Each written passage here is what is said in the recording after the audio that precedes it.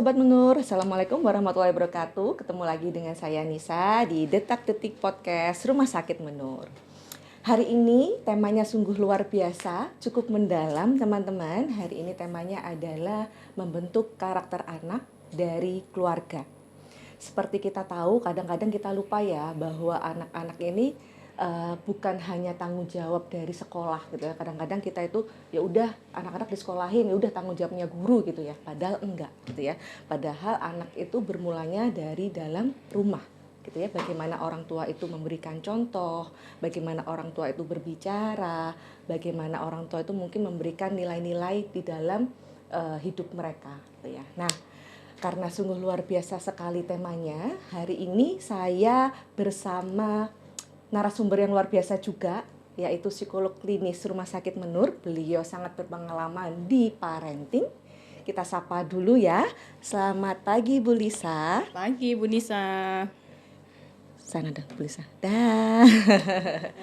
Kabarnya gimana Bu Lisa hari ini? Alhamdulillah, Bu Nisa juga apa kabar? Baik, alhamdulillah Bu Lisa. Luar biasa.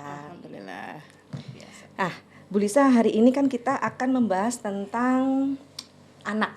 Itu Bu Lisa. Anak itu kan kayaknya benar-benar generasi bangsa kita ya, bermula dari anak ya Bu Lisa ya. Betul, Bu Ini Nisa. ada beberapa pertanyaan yang luar biasa banyaknya Bu Lisa ya, yang mungkin bisa Bu Lisa sharingkan kepada kita semua. Ya, baik Bu Nisa. Bu Lisa, pertanyaan pertama nih untuk Bu Lisa. Aspek-aspek apa aja sih Bu Lisa yang mempengaruhi pembentukan karakter anak itu di dalam keluarga? Oke, ya. Ya Bu Nisa, ada beberapa aspek dalam keluarga ya yang perlu kita perhatikan untuk membentuk karakter anak ya. Yang pertama mungkin kita berangkatnya dari komunikasi. Komunikasi itu tampaknya sesuatu yang sederhana, tapi sangat berpengaruh pada karakter anak. Komunikasi bagaimana yang bisa membentuk karakter anak secara positif itu adalah yang interaktif ya. Artinya bukan cuman dari orang tua itu bukan cuman isinya perintah, larangan, kemudian aturan, tidak. Tapi berikan kesempatan kepada anak dalam komunikasi itu untuk mengekspresikan apa yang dirasakan, apa yang dipikirkan. Kemudian dari apa yang diceritakan oleh anak itu setidaknya orang tua memberikan feedback. Ya, memberikan feedback. Feedback itu juga bukan cuman sekedar yang orang tua mau, ya, tapi juga bukan membiarkan anak dengan maksud yang salah, bukan, tapi memberikan jalan keluar yang sama-sama disepakati. Komunikasinya seperti itu. Jadi ada dialog, ada diskusi, ya kan? Kemudian komunikasi itu juga menumbuhkan rasa saling percaya antara orang tua dengan anak. Jadi misalnya ketika anak cerita, orang tua jangan, masa sih kamu gitu? Apa iya kamu gitu? Benar ya kan? Anak-anak merasa tidak dipercaya dengan mungkin yang bisa katakan seperti trust issue gitu ya. Jadi tumbuhkan rasa saling percaya. Orang tua percaya kepada apa yang dikatakan oleh anak. Ya, kemudian anak juga memberikan rasa percaya bahwa orang tua ini bisa menjadi wadah yang tepat untuk tempatnya bercerita gitu. Kemudian aspek yang berikutnya adalah pola asuh. Kita sudah kenal ada beberapa pola asuh ya. Mungkin seperti permisif, kemudian otoriter, neglected, tapi yang paling ideal adalah yang otoritatif, di mana ada pengendalian dari orang tua, tetapi juga ada kehangatan di sana ya. Jadi pola asuh ini mungkin lebih moderate gitu ya. Kemudian aspek berikutnya adalah nilai-nilai, norma. Misalnya nilai-nilai nilai-nilai dalam agama, ya kan. Kemudian norma-norma sosial itu berangkatnya juga dari keluarga. Misalnya ketika kita mengenalkan pada anak-anak untuk mengucapkan minta tolong ketika butuh bantuan dari orang lain, kemudian mengucapkan terima kasih ketika menerima sesuatu dari orang lain, atau maaf ketika anak melakukan kesalahan. Itu kelihatannya sederhana, tapi berangkatnya juga dari keluarga, Bu Nisa. Kemudian yang berikutnya adalah karakter orang tua sendiri. Kalau ingin anak karakternya baik, bagus, ya orang tuanya bagaimana? Setidaknya misalnya melatih emosinya, tidak memberikan reaksi emosional yang berlebih ya. Mungkin lebih tepatnya emosi yang stabil dari orang tua. Nah, dari situ anak-anak banyak belajar untuk mengembangkan karakter yang bagaimana di luar nanti gitu. Oh, Ya. begitu. Cukup banyak juga ya Bu Lisa ya aspek-aspeknya ya Bu Lisa. Iya, iya begitu Kalau Bu Nisa. berdasarkan misalnya gini Bu Lisa, kalau kita ngobrol tentang komunikasi gitu ya Bu Lisa. Iya. Kalau komunikasi itu kan memang biasanya itu ada yang bilang ya Bu ya, kalau di TikTok apa di IG gitu. Kalau sama psikolog kalau ngomong sama anak harus pelan-pelan, harus ini, Dek minta tolong. Ternyata susah sama anak-anak itu ditangkap, Iya, malah mereka tuh kayaknya betul. ngelawan gitu Iya. ya, makanya mereka mengabaikan gitu. Itu Benar. sebenarnya benar nggak sih Bu Lisa? Jadi sebenarnya komunikasi yang diharapkan untuk anak-anak bisa belajar dari keluarga adalah komunikasi yang terbuka. Komunikasi yang terbuka itu dimana ketika anak itu ditanya jawabannya bukan ya, enggak, sudah, belum, enggak mau. Nah, Berarti ada stimulus yang mereka harus ngobrol gitu ya Bu Lisa ya. betul ya. Jadi bagaimana anak bercerita, misalnya nih ketika anak pulang sekolah ya, mungkin ada PR nak, pasti jawabannya enggak tahu, lupa gitu. Tapi kalau kita bertanyanya misalnya apa yang membuat kamu menurutmu hari ini menjadi istimewa dibanding hari kemarin gitu kan, maka dia akan berpikir apa ya aku lupa. Ayo nggak apa-apa, coba diingat-ingat yuk. Diingat-ingat mulai tadi Pak di sekolah istirahat sampai jam pulang ngapain aja yang membuatmu hari ini lebih istimewa daripada kemarin gitu. Jadi isi jawaban anak nggak ngerti, belum tahu aku, ya kan dia nggak bisa jawab gitu. Jadi kita bantu dia untuk menggali supaya dia bisa menuangkan apa yang dipikirkan dan apa yang dirasakan gitu. Kemudian komunikasi yang memberikan empati untuk anak.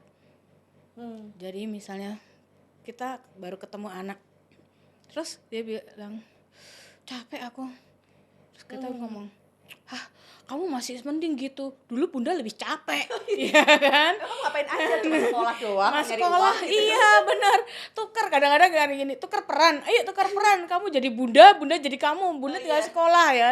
Tapi nggak seperti itu, kita memberikan empati, setidaknya kita memahami. Misalnya gini, oh ya capek ya nak, kenapa tadi ada jadwal olahraga? Iya, olahraganya disuruh lari 1 kilo, berapa putaran gitu. Oh iya. Kita tampung dulu, terus kita baru ngomong, oh ya, kalau gitu nanti sampai di rumah mungkin bisa istirahat atau mandi air hangat. Kita bantu ya untuk mencari opsi. Mungkin bukan kita pengambil keputusannya, tapi kita memberi opsi-opsi yang bisa dipilih oleh anak. Supaya anak itu merasa diperhatikan gitu ya. Betul. Jadi memang kita melibatkan empati ya. Kemudian kita berikan apresiasi buat anak. Apresiasi itu nggak harus kok. Misalnya, oke, karena kamu sudah ini ya udah misalnya udah nilainya udah bagus untuk mapal ini udah ada peningkatan. Yuk nanti kalau Sabtu kita holiday kemana? Enggak. Jadi namanya apresiasi itu misalnya gini, keren ya. Hari ini tadi adik itu mulai bangun pagi, berangkat sekolah, itu sama sekali nggak perlu diingatkan tentang jadwalnya, tentang hal-hal yang harus dibawa ke sekolah, nggak perlu diingatkan oleh bunda. Oh keren, wah 10 jempol deh buat adik, itu udah apresiasi, ya kan? Jadi apa itu seperti pujian gitu ya, berikan pujian, bentuk hadiah tidak harus dalam bentuk fisik atau materi, enggak. Atau misalnya pelukan, kita kan kalau lihat bisa mengenali anak kita ya, gimana apa namanya, yang dia suka apa, misalnya peluk, kadang dia ada anak yang justru ekspresi ya aku hebat kan, cium cium gitu. Nah suatu saat ketika dia udah menyampaikan sesuatu secara terbuka, mungkin kita bilang wah oke, keren, Ade udah cerita nih lengkap nih tentang kegiatan hari ini, sini bunda cium dulu. Oh iya, dua kali cium bunda. Oke. Jadi kita tahu apa yang dia suka. Jadi apresiasi itu nggak melulu dalam bentuk materi atau fisik gitu. Apa yang Oh, dia suka aja baik. gitu. Siap Bu Lisa. Bu Lisa, kalau misalnya mau ngomong tentang komunikasi ya Bu Lisa, boleh nggak sih kita apa namanya, marah gitu ya, dalam marah tuh boleh nggak sih sebenarnya Bu Lisa kalau dalam komunikasi ke anak gitu, sebenarnya boleh nggak ya? Kalau kita marah itu terhadap sesuatu yang sebelumnya sudah pernah terbahas, dan itu mungkin bisa lebih dari satu kali ya, atau anak melakukan apa yang itu bahaya untuk dia, ya mungkin itu bisa kita lakukan, tapi sudah ada peringatan sebelumnya, Oh, sudah ada konsekuensi. Artinya kita marah itu sebagai konsekuensi terakhir ya, Eh, sebisa mungkin reward itu lebih dulu hadir dibanding punishment. Ya kan, marah itu mungkin salah satu bentuk punishment ya. Itu pun sudah disepakati. Misalnya, oke, kalau kamu belajar, kamu nggak perlu diingatkan ya untuk mengerjakan PR, nggak perlu diingatkan. Jadi besok jangan ada lagi surat teguran dari kepala sekolah, wakasek kesiswaan kalau kamu nggak ngerjain PR, nggak ngerjain tugas. Oke. Nah, kalau kita ngomong sama anak, kalau ini sampai ke berapa ya bunda ingetin gitu, nggak usah, satu kali aja. Oke, jadi kalau misalnya itu ternyata lebih dari satu kali, apa kamu pengennya apa gini, ya udah kakak nggak boleh, misalnya kakak nggak boleh lagi nonton tayangan televisi, acara tayangan televisi yang dia sukai misalnya gitu ya. Itu udah disepakati gitu ya. Nah, baru ketika sudah versi pertama, versi kedua itu nggak mempan, baru oke, kalau gitu sekarang boleh ya bunda itu marah karena ternyata kamu itu nggak bisa sesuai dengan kesepakatan kita gitu ya. Jadi anak tahu kontrolnya ya, anak tahu bahwa oh iya, aku memang salah. Jadi marah itu bukan untuk memuaskan bundanya, bukan. Memang karena aku yang salah gitu. Jadi jangan ada, misalnya kita marah tuh jangan sampai soalnya bunda itu jengkel, bunda tuh nggak suka. Lah, ini berarti kemarahannya karena bunda nggak suka, tapi bukan ke aturan itu diterapkan karena untuk kebaikan dia, bukan gitu. Oke Bu Lisa, baik. Ngobrol tentang komunikasi aja panjang ya Bu Lisa ya. Ya. Baru satu aspek itu Bu Lisa ya. Bu Lisa, kalau tadi kan ada komunikasi dan beberapa lainnya tadi ada nilai ya Bu Lisa. Ya, nilai. Seberapa besar sih perannya orang tua terhadap penanaman nilai-nilai terhadap anak Bu Lisa? Perannya itu sejauh mana sih? Ya, menurut saya perannya memang penting sekali ya ayah dan bunda ini, karena manusia itu tempat belajar pertamanya adalah keluarga ya. Kita belajar tentang lingkungan dan sekitarnya itu juga dari keluarga ya kan. Nah, kalau dalam penanaman nilai-nilai, yang pertama orang tua itu sebagai model. Bahkan kadang-kadang kalau kita lihat ya, kita baca, ayah tuh baca koran gini terus kakinya gini, kecilnya kita kan pasti ngikutin ya, oh gini ayah gini. Kadang-kadang ayahnya merokok terus kita ngikut-ngikut, padahal nggak ada yang dipegang ya kan. Nah itu karena apa? Orang tua tuh sebagai model. Orang tua kalau misalnya membiasakan untuk bicara, intonasinya tinggi tuh di akhir kalimat, ya anak-anak juga ngomong, di luar juga ngomong sama temannya, iya makanya kan kok bilang, nah gitu aja salah ya kan. Terus temannya gini, bahasa anak sekarang, nggak usah ngegas, kamu nggak usah ngegas ya. Aku nggak ngegas, papaku juga di rumah gitu bilangnya gitu kan. Nah akhirnya dia ngomong, ternyata dia ngikut ayahnya di rumah ya kan. Nah itu yang harus kita hati-hati Bu Nisa ya. Kemudian orang tua juga sebagai pendidik ini ya, serem banget guru kali ya. Memang kita juga guru pertama untuk anak-anak ya. itu tadi seperti kita mengenalkan norma-norma agama, ya kan? Terus kita mengembangkan nilai-nilai nilai-nilai yang normatif di keluarga. Itu juga dari ayah dan bunda, ya kan? Norma-norma Misalnya, sosial pun juga ya ya, Bu Lisa iya ya. betul. Misalnya kita ada teman yang sedang berkabung atau berduka cita, nggak mungkin dong yang kamu kok hari ini nggak ketawa gitu kan, nggak bisa, ya kan? Kita nggak bisa. Nah, kita ajarkan kepada anak-anak, iya, ketika kehilangan seseorang yang dicintai, ya pasti seseorang akan bersedih. Apa biasanya reaksinya? Nangis. Makanya kalau temannya bersedih, boleh kok kamu nanya kenapa gitu. Atau misalnya ketika ayah temanmu ya udah, kamu hibur dia, ya kita mendidiknya itu ya bukan seperti peran kita sebagai guru yang 1+1 2 enggak gitu, tapi ya bagaimana kita melakukan pendekatan kepada anak yang memang sifatnya mendidik, menyampaikan norma-norma itu tadi. Kemudian kita juga sebagai pembimbing. Pembimbing itu artinya gini, kasih kesempatan dia untuk menceritakan masalahnya ya. Kemudian kita dengarkan dia maunya memilih opsi penyelesaian yang seperti apa. Oh gini Kak, kalau kamu gini nanti akhirnya seperti ini. Gimana kalau misalnya gini gitu. Bilang sama si A, aku besok nggak bisa ikut pergi jalan-jalan karena ini. Tapi nggak perlu marah menyampaikannya gitu kan. Jadi kita membimbing ketika dia bercerita ada masalah, kasih kesempatan cerita, kemudian kita ajarkan step-stepnya.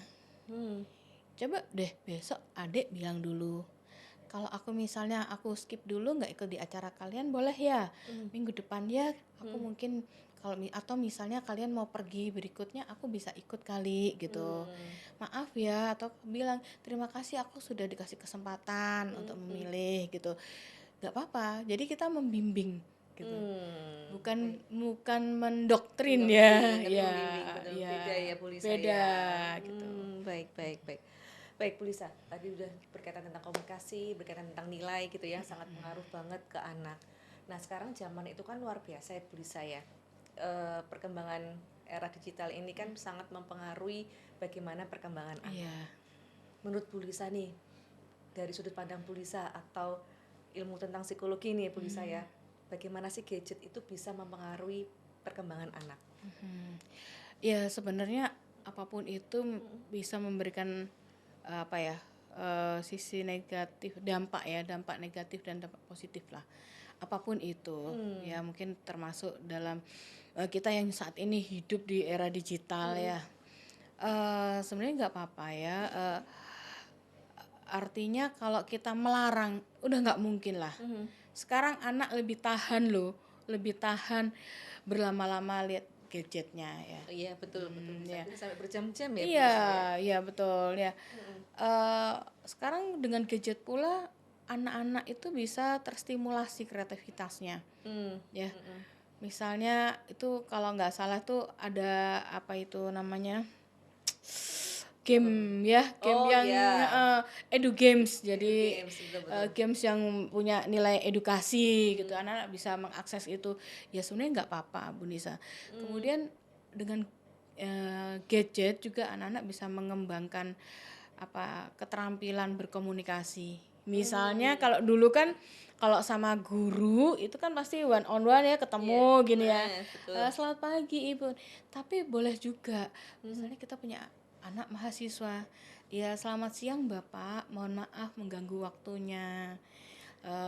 Saya besok berniat bimbingan, Bapak berkenan jam berapa? Itu kita ajarkan juga ke anak kan, ya kan? Kalau dulu kan begini, siang Bapak, tapi mesti kita ngomong-ngomong sama dosen gini, takut, enggak malu gitu ya. Benar Bu Lisa. Dengan adanya gadget kan, anak juga bisa melatih keterampilan berkomunikasi secara tulis, ya kan? Tuh, terus kita pikir lagi juga meningkatkan wawasan anak. Oke. Meningkatkan wawasan anak yang tadinya itu kalau mau beli buku, kalau mau mendapatkan pengetahuan baru harus beli buku baru ke toko buku. Ya, benar Ya Bu kan? Lisa. Tapi kan Dari sekarang itu. enggak. Ya, sekarang Kalau Surabaya enggak. toko Manyar ya Bu Lisa. Iya. Ya kalau sekarang kan itu zaman kita kan gitu ya. Iya, Pengen cari-cari buku. sesuatu pengetahuan yang baru, wawasan baru, beli buku baru ke tempat toko buku. Betul. Sekarang enggak. Apa yang enggak bisa diakses sama gadget ya. Betul. Cuman ya memang tetap ada kendali. Ada kendali itu bukan melulu kita larang atau kita tentukan. Kita sepakati, duduklah bersama sama anak. Misalnya gini, Dek, kamu ini kalau ngerjain PR, iya aku malam itu dibolehin sama guru buka ini karena itu ada rumus apa gitu di situ. Terus atau misalnya koordinasi untuk kerja kelompok. Anak sekarang tuh kerkel ya namanya. Iya, kerkel. Kerkel ada tugas yang ngerjainnya secara kelompok. Itu malam-malam tuh ini. Oh ya, oke gitu. Pun kalau kita melarang, ya kita juga memberi contoh. Kalau kita membatasi screen time anak, tapi kita sendiri unlimited time, ya. Nyuruh berhenti sambil berhenti terus Iya, gitu ya. betul. Itu handphonenya gitu ya. Iya, Kita terus gini. iya Bu Lisa ya. betul, Bu Nisa. Oh. Jadi semua juga kembali ke kita dulu, ya. Baik. Ada juga nih yang ya udah, ayo cepat kamu mandi. Ini, tapi kita sendiri mulai dari suami berangkat kerja sampai siang hari masih setia itu pegang HP-nya ya. Nggak mandi-mandi. Iya, nggak mandi-mandi gitu kan. Nah, tapi anaknya dibatasin screen time-nya. Baik Bu Lisa, tadi menyambung tentang gadget gitu ya. Berarti mereka itu kan menyerap wawasan luar biasa gitu ya dari luar sana ya Bu Lisa, entah itu baik, entah itu buruk gitu ya. Kayaknya terserap semua gitu ya ke anak kita gitu Bu Lisa. Nah, menurut Bu Lisa nih gitu ya. Bagaimana sih caranya supaya orang tua itu bisa lebih aware atau orang tua itu bisa apa istilahnya ya Bu? Bahasanya memberi apa? Kok ngetatin tuh apa ya Bu Lisa ya? Memberikan pagar, batasan gitu ya, bahwa wawasan di luar itu yang kita belum tentu benar atau tidaknya itu bisa dikontrol oleh orang tua. Ya, memang sebaiknya orang tua melakukan pengawasan, bisa, tapi bukan pengawasan yang coba lihat, Bunda lihat kamu nonton apa gitu ya kan, terus Bener-bener. tuh lagi nonton apaan sih gitu ya. Nah, Anaknya malah takut nanti. Betul Bu Lisa. Atau enggak sembunyi-sembunyi. Gimana Ya. caranya ketika aku nonton ini nih Nggak ketahuan. nggak dikomenin, Bener. bunda aku nggak lihat ya. Mungkin kita lebih asik amat deh nonton apaan. Terus kok bagus itu filmnya. Nah, itu memang peran orang tua dibutuhkan di situ, Bu Nisa. Karena apa? Kalau dia lebih banyak mendapatkan nilai-nilai dari luar yang tanda kutip misalnya itu dari itu smartphone gitu ya, dan itu ternyata yang dia serap nilai-nilai negatif itu berpotensi menjadi masalah, ya kan. Ya memang kalau dibilang capek sih, kita capek ya kalau mau ngikutin, cuman ya daripada nanti masalahnya lebih complicated gitu ya. Jadi apa yang dia tonton, apa yang dia cerna dari tontonan itu, mungkin kita bisa bicara bagus ya, dia keren, misalnya hal-hal yang positif ya.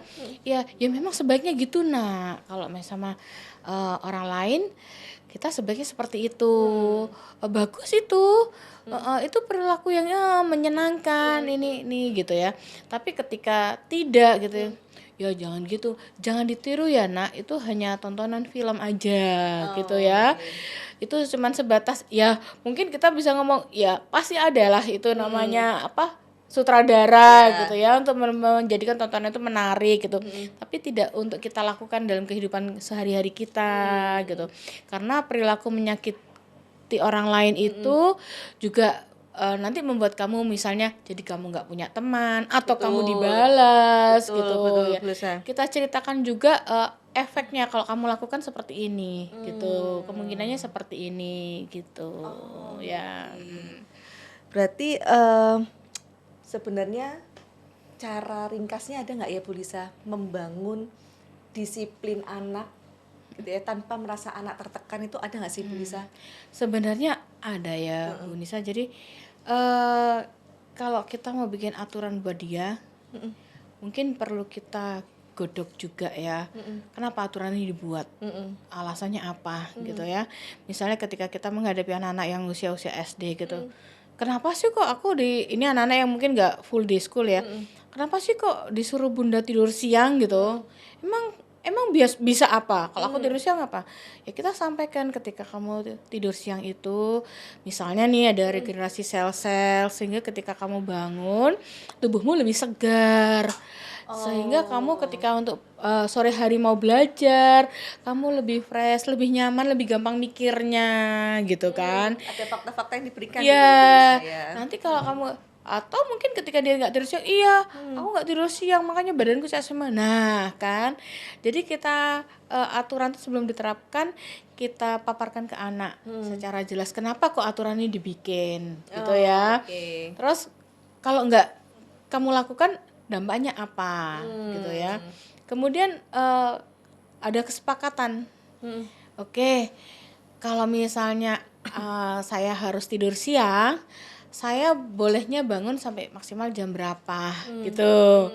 Atau misalnya ketika Sabtu Minggu mau main bola. Oke, Sabtu Minggu main bola sampai jam berapa gitu. Kamu balik ke rumah jam berapa?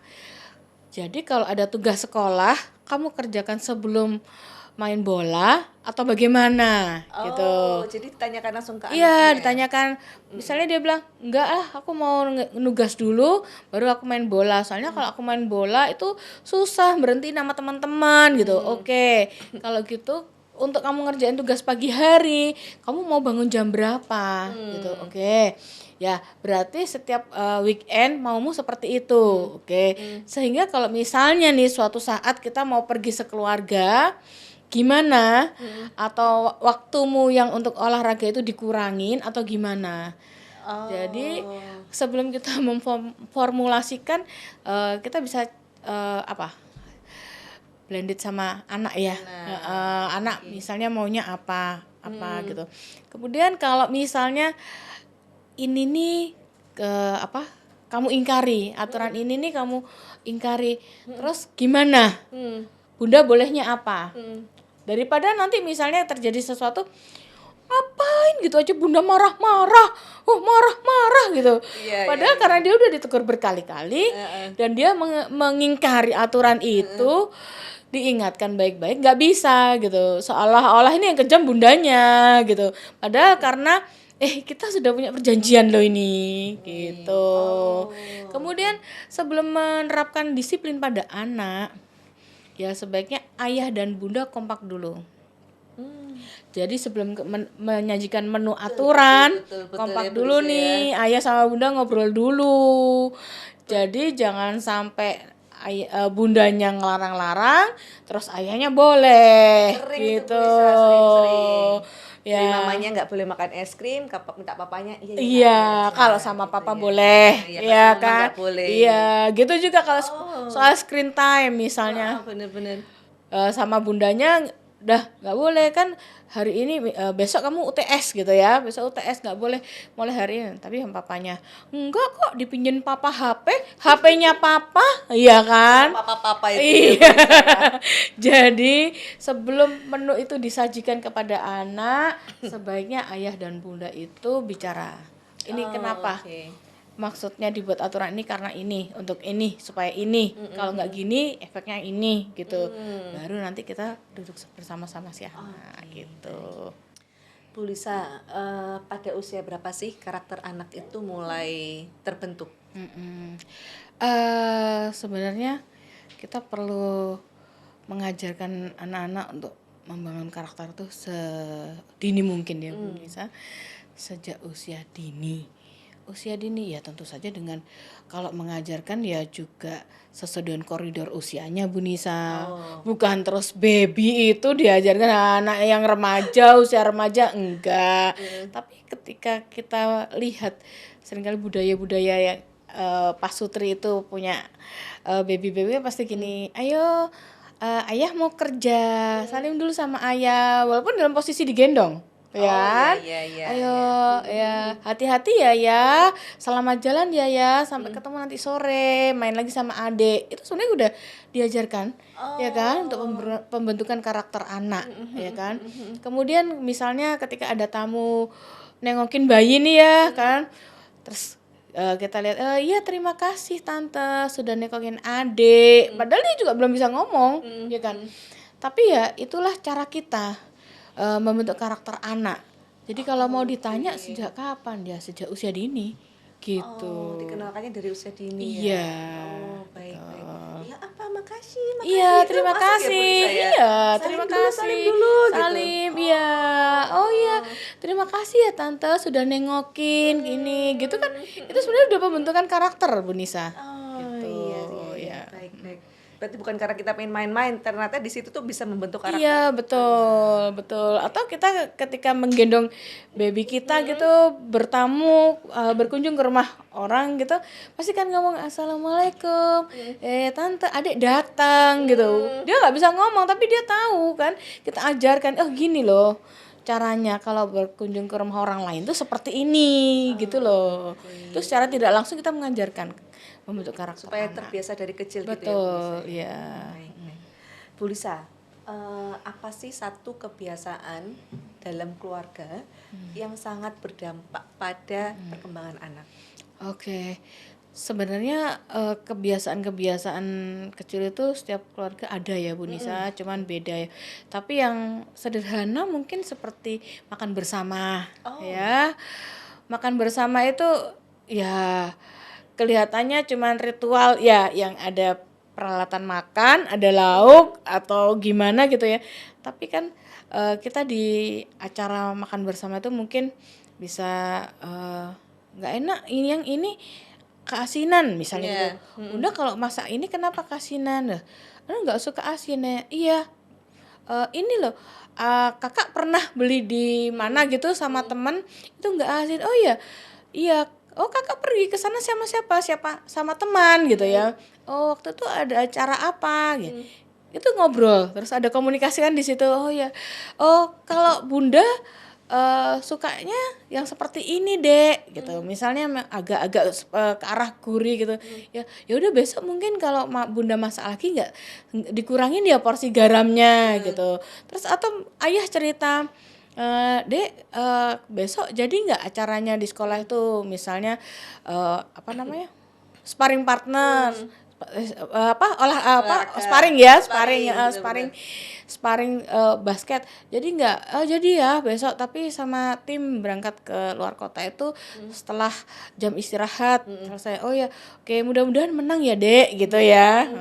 Jadi kelihatannya kegiatannya hanya makan bersama, tapi kegiatan sederhana itu bisa membuat membangun interaksi antar anggota keluarga gitu. Atau misalnya nih kalau kayak Bu Nisa suka olahraga ya, suka jogging gitu. Ya sudah, jogging bareng. Oke, Sabtu ini kita joggingnya ke tempat favorit Adek. Tapi Sabtu depan yuk ke tempat favorit Bunda gitu ya. Jadi kan kenapa kok tempat ini menjadi tempat favorit buat Bunda? Oh, karena banyak hijau-hijaunya, seperti ini. Tapi kalau tempat adik, tempat favoritnya kenapa kok seperti ya dengar gemericik air, melintasi sungai-sungai kecil gitu kan. Itu kelihatannya kegiatan sederhana ya, tapi menjadi sebagai wadah untuk komunikasi yang sekaligus apa ya Bu Nisa, untuk membentuk karakter ya satu sama gitu ya, betul. Kita bisa bercanda bareng. Betul. Daripada kita cuma nanya ke anak, kamu tuh sukanya tempat favorit seperti apa? Yang ada gemericik, belum tentu dia jawab gitu kan ya. Bunda sukanya apa? Belum tentu jawab. Betul. Tentang masuk dalam suatu kegiatan mungkin itu lebih bisa mengekspresikan. Bisa lebih menyatu gitu. Betul. Ya Bu Lisa ya. Baik Bu Lisa, ini pertanyaan terakhir Bu Lisa. Kadang tuh kan kalau kita itu mengasuh anak gitu ya, orang tua itu pasti kan dinamikanya luar biasa ya Bu Lisa ya. Ada yang merasa ya dia berhasil, ada yang merasa dia tuh kok kayaknya gagal gitu ya. Betul. Nah, apa sih, ada nggak pesan buat pesan dari Bu Lisa gitu ya untuk ibu-ibu di luar sana yang merasa kayak kok kayaknya aku tuh kok nggak berhasil ya didik anakku, kok kayaknya aku ngerasa nggak mampu ya, kok aku ngerasa gagal ya. Ada Ya. pesan-pesan sedikit nggak Bu ya buat ibu-ibu di sana? Ya, mungkin kita bisa mengajak untuk apa? Mungkin lebih tepatnya introspeksi diri ya, Introspeksi diri. diri. Jadi selama ini dengan caraku atau gayaku, strategiku gimana? Oh ternyata anakku begini. Oh oke. Terus aku sudah lakukan apa aja kemarin itu? Seperti ini. Oh jangan-jangan memang harus ada yang harus diubah atau diperbaiki. Tapi bagaimanapun kita hargai perjuangan isi ibu dulu.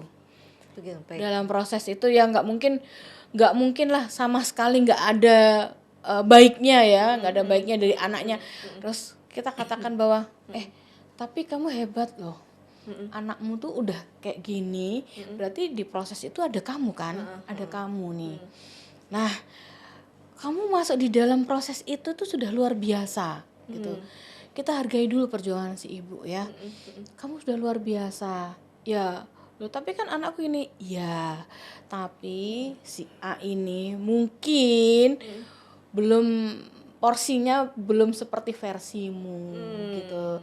Tapi ya, yuk kita sama-sama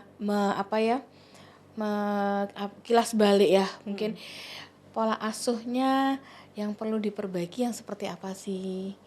Kalau selama ini kamu begini, bisa nggak sih kita terapkan pola asuh yang seperti ini?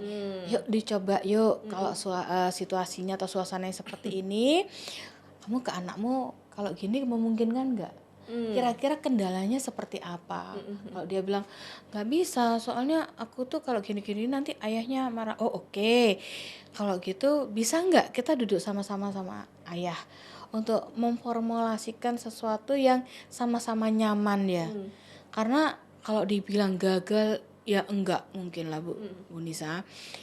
Pasti sudah ada perjuangan yang membuahkan hasil. Cuman mungkin si ibu merasa anak belum sesuai ekspektasinya gitu.